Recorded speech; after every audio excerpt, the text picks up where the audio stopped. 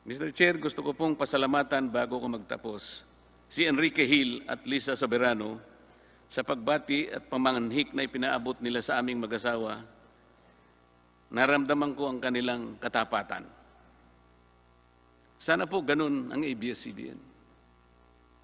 Sa kanilang dalawa, alam ko na mauunawaan nila na ito po ay tawag lang ng tungkulin.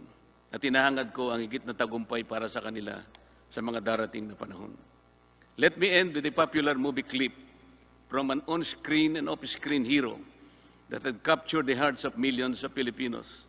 To sum up the comprehensive, impartial, and open proceedings implored by the Speaker of the House, Alan Peter Cayetano, in regard to the franchise application of ABS-CBN.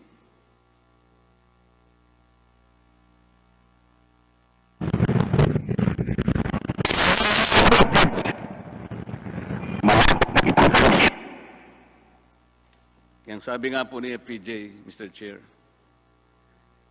kung uulitin ko lang, ABS-CBN, puno na ang salop. Dapat ka ng kalusin. Maraming salamat po.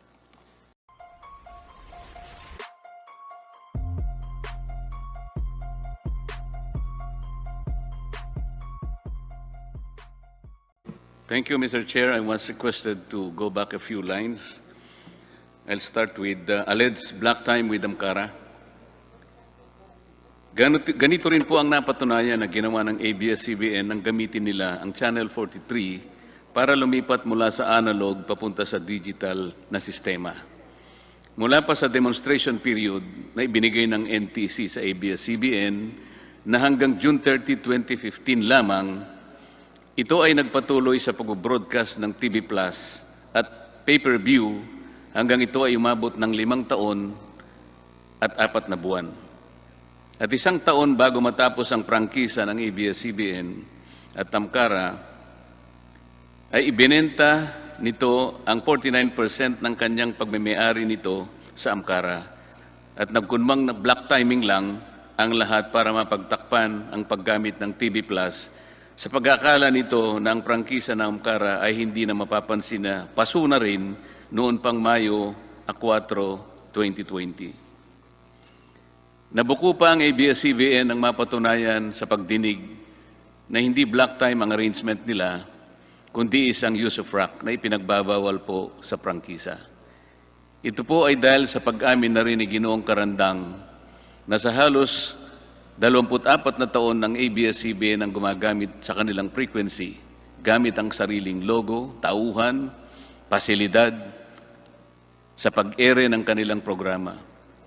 Pati nga ang kanilang transmitter na pinatunayan ng NTC at ng Ginoong Karandang na patuloy na ginamit kahit sila ay merong cease and desist order na tinanggap mula sa NTC noong Mayo 5, 2020 sa kabila ng pagsisiguro sa akin ni Ginoong Carlo Katigbak na sarado na ito dahil siya raw mismo ang nag-utos nito. Kaya marami po siguro ang makakasuhan ng perjury dito. For 24 hours a day, 7 days a week, makikita po sa slide dyan, for the past 24 years, ABS-CBN did broadcast all its shows through the Studio 23 frequency of Amcara, with only 3 hours sign-off. Amcara has not shows of its own. It has no other client except ABS-CBN. This is use of rock, not black timing. And ABS-CBN and Amcara have to face the legal consequences for this deliberate misrepresentation. At sa isang bahagi po ng pagdinig ay muli na naman pong tinangka ng ABS-CBN na palitawin na tuloy-tuloy po ang usapan nila matapos ibenta nito ang 49% ng pag-aari nito sa Amcara. Nang tanungin ko po ang Amcara kung paano nila ito gagawin samantalang meron ng petisyon sa NTC na pagtibayin ang deed of assignment ng Amcara at Asian Multimedia and Production Company na kanilang pinagkasunduan pa noong pa pong Marso 12, 2019. Ay wala na pong naisagot si Ginoong Karandang at inamin na po niya lahat ng napatunayan sa bahaging ito ng ating pagdinig. Ang Asian Multimedia ay pag-aari ni Ginoong Federico Garcia, isang retiradong opisyal ng ABS-CBN. This surreptitious use of Amkara as an artifice demonstrates a familiar pattern, Mr. Chair. Ibinabato-bato na lang ang pagtitiwala ng sambayanang Pilipino. ABS-CBN is more of serving itself, its benefit, and all the perks that go with it. ABS-CBN has doubtful title to the properties. Hindi lang po ang Filipino citizenship ni Ginoong Gabby Lopez ang kaduda-duda. Maging ang mga titulo ng ABS-CBN sa mga pag-aaring biglang naibalik sa kanila pagkatapos ng EDSA Revolution ay kaduda-duda rin. Mula sa salaysay ni Ginoong Augusto Almeida Lopez ay ibinilin pala ni dating Pangulong Cory Aquino na idaan sa arbitration ang pagdidetermine ng pagmimay-ari ng ABS-CBN sa mga pasilidad nila sa Quezon City at mga probinsya. Ito po ang layunin ng unang agreement to arbitrate na may petsang January 6, 1987. Dito ay ipakikita ng ABS-CBN ang lahat ng kanilang torrents titles at iba pang katibayan ng kanilang ownership. Pero hanggang ngayon po ay walang maipakitang record ng arbitron na ukol sa pagmimay-ari ng ABS-CBN. Even the title to their property in Mother Ignacia Avenue in Quezon City, from which all its power literally and figuratively emanates, appears to be spurious. Pakita po natin yung mga titulo. Yung una pong titulo ay ito po yung binigay sa atin, Mr. Chair, na Xerox copy. Sa bandang ibaba po niyan, makikita po ninyo ang titulo ng pinagkunan ng kanilang sariling titulo. Yung nasa kanan naman, yan po yung nasa pag-iingat ng Register of Deeds. Makikita po sa dalawang titulo na yan, parehong-pareho, na yan po ay Owner's Duplicate Certificate. Hindi po makita sapagkat wala sa vault ng Registry of Deeds ng Quezon City yung original title. Kasi po kung pupunta kayo doon para humingi ng electronic copy ng original title, yun po ay makikita ninyo at madidistinguish sapagkat ang original title, nakasulat sa left margin nito yung salitang original title. Pakita po nyo yung dalawang titulo. Yan pong dalawang nakikita nyong titulo, yung bandang kaliwa, yan po yung pinagmulan na titulo ng ABS-CBN, yung TCT number 110731. Magtataka po kayo dyan pag sinuri ninyo, ibang lugar po ang nakalagay dyan, parang Bagong Nayon, Quezon City, at ang kanyang area ay 42 square meters, hindi po 44,000 plus square meters na nandun sa kanilang titulo. Yan naman pong nasa kanan, Mr. Chair, yun po ang kakambal na numero ng titulo ng ABS-CBN. Meron din silang titulo 125702. Sa mga tweet, dalawang titulo pong magkamuka, magkapareho. Yung isa po ay ibang lugar na naman, pero yan ay 400 square meters lang. Ang nakakapag-intriga pa po dyan, Mr. Chair, meron pong minota na nakalagay for provisional registration.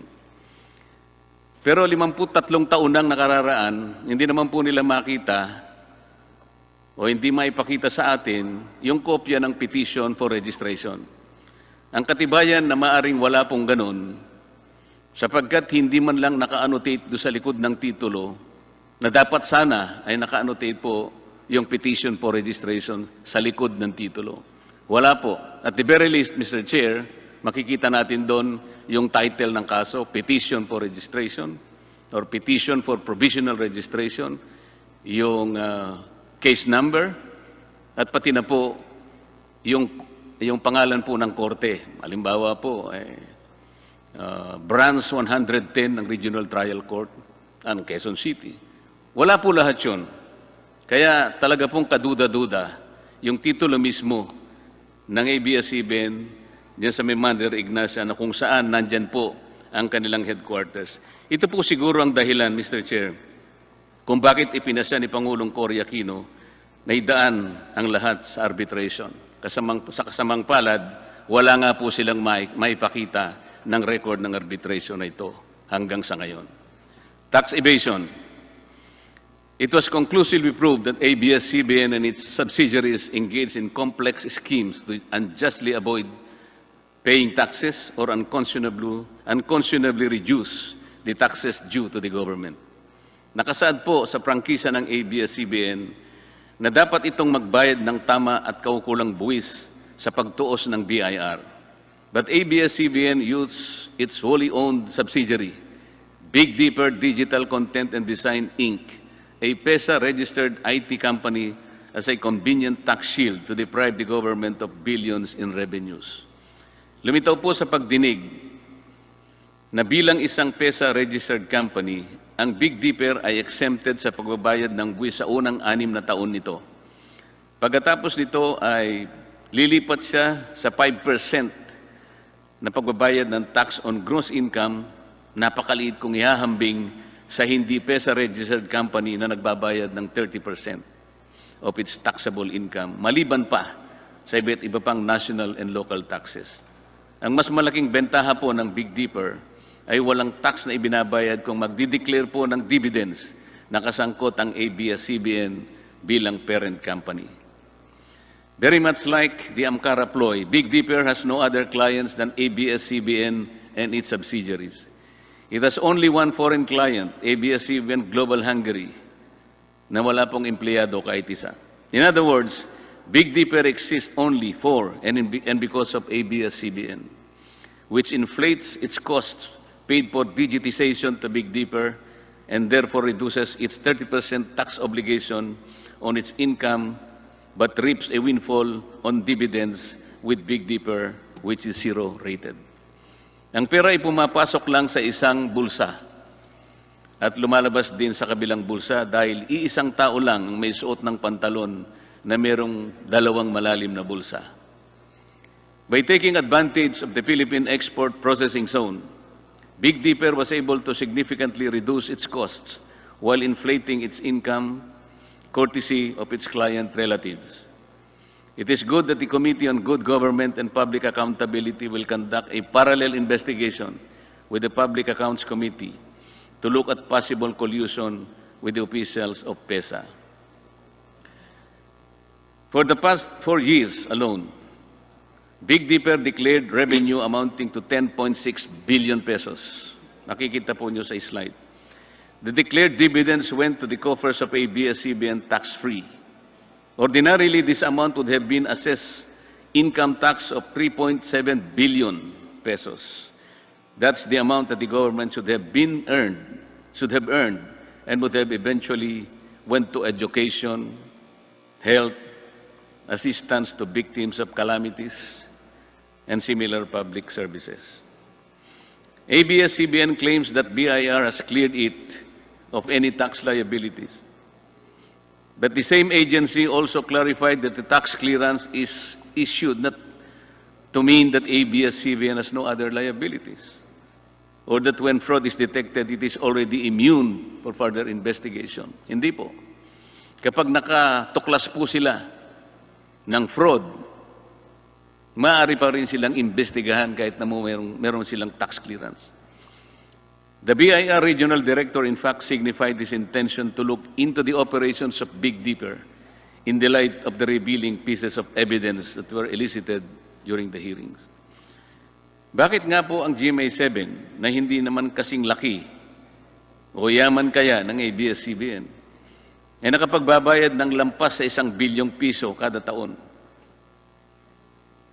Samantalang ang ABS-CBN matapos makilatis ng mga dokumentong kanilang isinumite ay nakapagbayad lamang ng halos kalahating bilyon lamang sa loob ng 3 taon. Nasa slide po yan. 2016, 2017, and 2018. Bakit naman kailangang tipirin ang gobyerno samantalang ito ang nagkaloob ng pribilehyo ng prangkisa? Sa isa nga pong kaso na nabanggit sa pagdinig, ay 2.5 billion pesos ang dapat nilang bayaran mula sa pagtaya ng BIR. Napatunayan po na matapos ang compromise settlement, ang ABS-CBN po ay nagbayad lamang ng 152 million, katumbas po ng higit sa 3% na kanilang dapat bayaran. Maraming beses ko pong ginamit na halimbawa ang isang manliligaw sa usaping ito. Dahil sa kanyang paghahangad na makuha ang kamay o pagsang-ayon ng kanyang sinusuyo, pati nga buwan at mga tala ay kanyang susungkitin. Isang pribilehyo kasi na makamit mo ang kanyang pagsang-ayon. Ang prangkisa ay isa ring pribilehyo, Mr. Chair. Pagkatapos na kayo ay sagutin ng Estado at gawaran ng ABS-CBN ng prangkisa noong 1995, bakit naman ganito ang pagtrato nila sa gobyerno? Halos ayaw na nilang magbayad ng buwis. Ito ba ang in the service of the Filipino o in this service of the Filipino? Unfair labor practice. The proceedings eloquently bared it all. ABS-CBN violated the rights of its own workers. It has denied them their just share in production as required by the Constitution. It committed unfair labor practices that consistently denied its employees security of tenure and benefits that come with regular employment. Ang turing pa naman nila sa kapamilya nila ang mga ito. Ito po ba ang pinatunayan? Ito po ang pinatunayan sa pagdinig ng mga taong naghayag ng hinanakit na naglingkod sa kanila ng tapat sa mahabang panahon. Napatunayan din natin na sadyang nililito ng ABS-CBN ang publiko nang sabihin nito na lampas sa 11,000 ang mga empleyado nito nang masusing tingnan ang mga papeles galing sa mga ahensya ng ating pamahalaan tulad ng BIR, PhilHealth, SSS, Home Development Fund at Employment Compensation Commission. Ang regular na manggagawa ng ABS-CBN ay halos ikatlong bahagi lamang at ang karamihan ay tinrato na independent contractors, talents, project workers at contractuals kahit pang regular na empleyo ang kanilang normal na gawain. Ipinagmalaki ng ABS-CBN ang halos 14 na benepisyo na tinatanggap ng kanilang talents, project workers, or contractuals. Pero ang pinakamabuti, ang pinakamahalagang benepisyo, ang pagiging regular, ay tahasan naman nilang ipinagkait sa kanila. It was established that ABS-CBN, and contrary to the endeared kapamilya treatment to its workers, showed a pattern of systemic denial from its deserving workers the benefit of regularization. Time and again, the Supreme Court ruled in favor of the aggrieved workers who were deemed employees given the basic test that what they do is within the network's control, as it is desirable and necessary to the business of ABS-CBN. How can ABS-CBN reconcile the fact that people serve it for 10, 15, and even 20 years and still claim that they are not performing work necessary and desirable to its business? Paano po sila mamamalagi ng ganong katagal kung hindi naman kailangan ng kanilang paglilingkod? Isn't it that their length of service alone speak much of their loyalty, their competence, and their adherence to the kapamilya sense of belonging? Ibinabato-bato na lang ba ninyo kung saan-saan ang kapakanan ng inyong mga kawani? Gaya po ng sinabi ko na, ABS-CBN should have led the example that charity begins at home. Total bilyon-bilyon naman ang kinikita ninyo taon-taon at bilyon-bilyon din naman ang natitipid sa pagbabayad ng buwis. Hindi pa ba ninyo kayang totohanin na maging kapamilya ninyo ang mga manggagawang ito, alang-alang man lang sa katuwiran na nakasama ninyo sila at napakinabangan sa mahabang panahon? Ngayon, ginagamit na naman sila ng ABS-CBN sa dahilan para bigyan sila ng bagong prangkisa. Hindi lamang po sila. Pati ang mga kababayan nating pinasasaya nila. Kanina lang po ay nakita natin muli ang kanilang isa-isang paghibik na kung isasara ang ABS-CBN, mawawalan sila ng tagatangkilik, tagatulong, tagapagbigay ng pag-asa, tagapagbigay ng kapanalig nila sa bawat yugto ng kanilang buhay. Nakita po natin lahat yun. Pero ang palagi nating sinasabi, magagawa naman po yan ng ABS-CBN. Sapagkat yan ang pinakamalaki na broadcasting industry sa ating bansa. Magagawa naman niya yan sapagkat yan ang tungkulin niya talaga kung bakit siya kumuha ng prangkisa. Pero mas lalo niyang magagawa, Mr. Chair, na sumunod sila sa batas habang ginagawa nila ang kanilang tungkulin. Sinabi ba nila sa kanilang mga taong binibigyan ng entertainment na dapat huwag silang singilin sapagkat ang prangkisang ibinigay natin sa kanila 25 years ago ay libre? Ang tawag nga natin free-to-air frequency. Ang ibig sabihin, hindi po kayo pwedeng magbenta ng black box pagkatapos pasisingil nyo sa kanila. Sisingilin nyo sa kanila. Hindi kayo pwedeng magbigay ng maraming channels para exclusive, para ilak ninyo, para maging encrypted. Sapagkat kapag bumili sila ng pangkaraniwang digital receiver o black box, hindi nila mapapanood yun. Kailangan magbayad ang tao. Ganun po ba yung pinaliwanag nila nung i-launch nila ang TV Plus? Hindi po. May panlin lang. May pandaraya. Dapat sana binigay yun ng libre. 12 channels, lalong napasaya ang mga tao. Lalong gumanda ang prestigyo at ang imahe ng ABS-CBN. Sapagkat walang siningil kahit isang kusing mula sa ating kababayan. Sapagkat yun ang tungkulin nila sa kanilang prangkisa. Yun ang sinumpaan nila sa kanilang prangkisa. Pero kabaligtaran na nangyari. Pero ngayon, gagamitin nila ang mga taong bayan. Kabaligtaran na naman ang pinapaliwanag. Hindi ba't ABS-CBN naman ang unang dahilan kung bakit ang mga manggagawa ay naging kawawa? Dahil hanggang ngayon, ay binabato-bato lang nila ang kaparapatan ng kanilang manggagawa. Political bias and bias reporting. ABS-CBN has been biased in favor or against candidates during past elections is already common knowledge. Kahit paulit-ulit na itanggi ito, kahit magtago pa ito sa likod ng press freedom at doktrina ng fair comment, alam na natin ito. Ito ay wala ng bago. Kapag gusto ka ng ABS-CBN, bibigyan ka ng exposure sa pamamagitan ng interview, balita sa news, programs, at i-feature ka sa mga entertainment shows. Kung ayaw ka, tiyak na babatikusin ka, hanapan ka ng butas, lalagyan ka ng slant o anggulo sa balita na sangkot ka, at hindi ka bibigyan ng pagkakataon para sumagot o magpaliwanag. Kanina po yung mga ilang detalya ng kanilang pagmimayari sa mga ibang industriya, ibinanggit na ni Congressman Defensor. Totoo po lahat yun.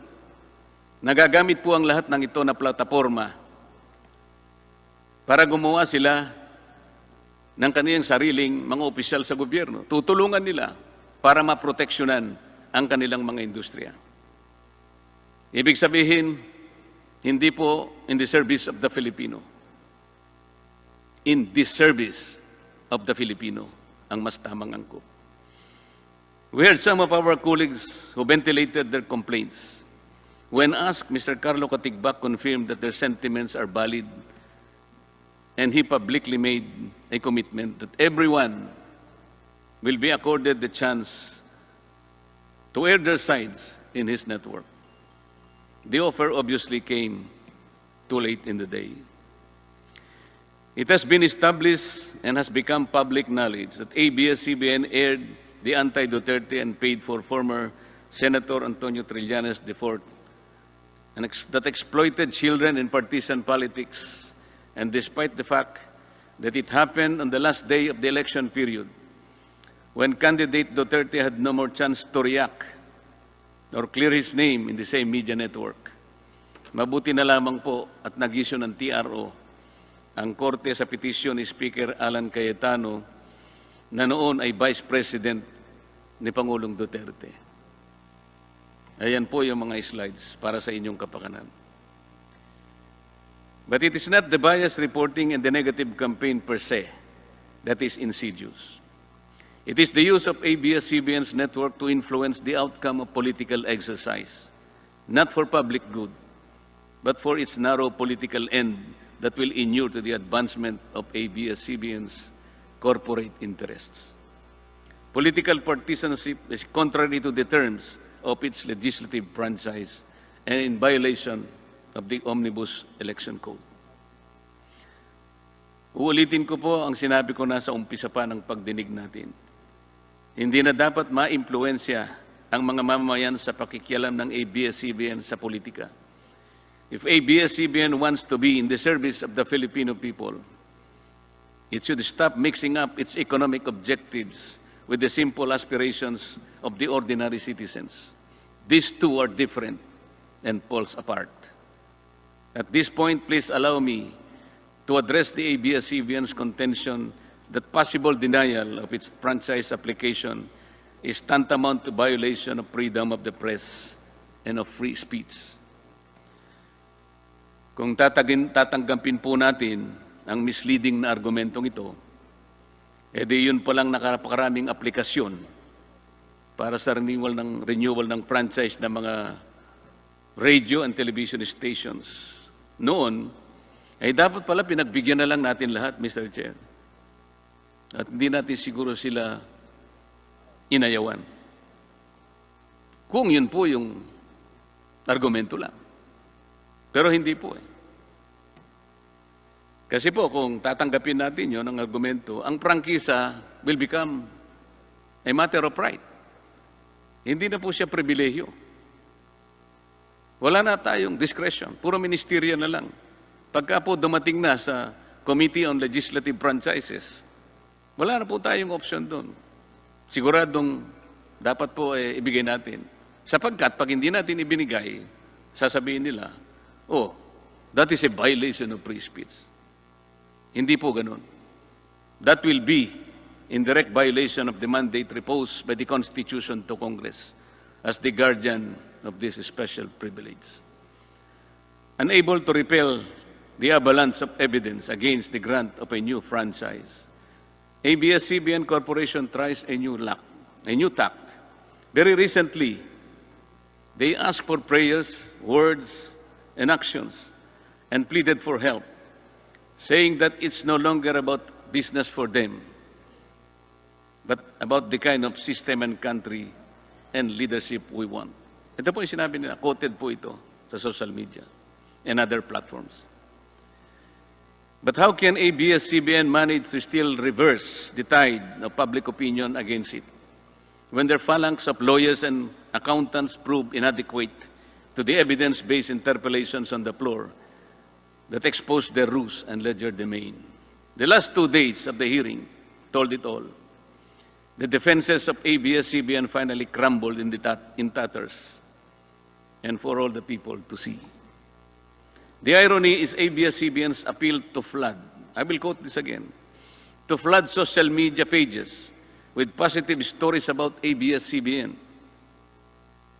Apparently, the network, Mr. Chair, is the only one left to believe in the rectitude of its cause or the lack of it.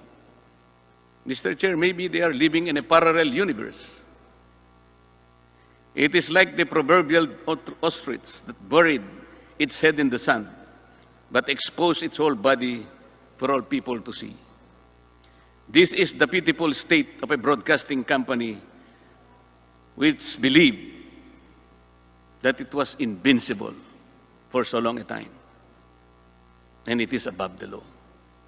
It is high time that the sovereignty of the airways be restored to the people, the ones who will finally decide to whom and when to grant this special privilege called franchise. Mr. Chair, gusto ko pong pasalamatan bago ko magtapos si Enrique Hill at Lisa Soberano sa pagbati at pamanghik na ipinaabot nila sa aming mag-asawa. Naramdaman ko ang kanilang katapatan. Sana po ganun ang ABS-CBN. Sa kanilang dalawa, alam ko na mauunawaan nila na ito po ay tawag lang ng tungkulin. At hinahangad ko ang higit na tagumpay para sa kanila sa mga darating na panahon. Let me end with a popular movie clip from an on-screen and off-screen hero that had captured the hearts of millions of Filipinos to sum up the comprehensive, impartial, and open proceedings implored by the Speaker of the House, Alan Peter Cayetano, in regard to the franchise application of ABS-CBN.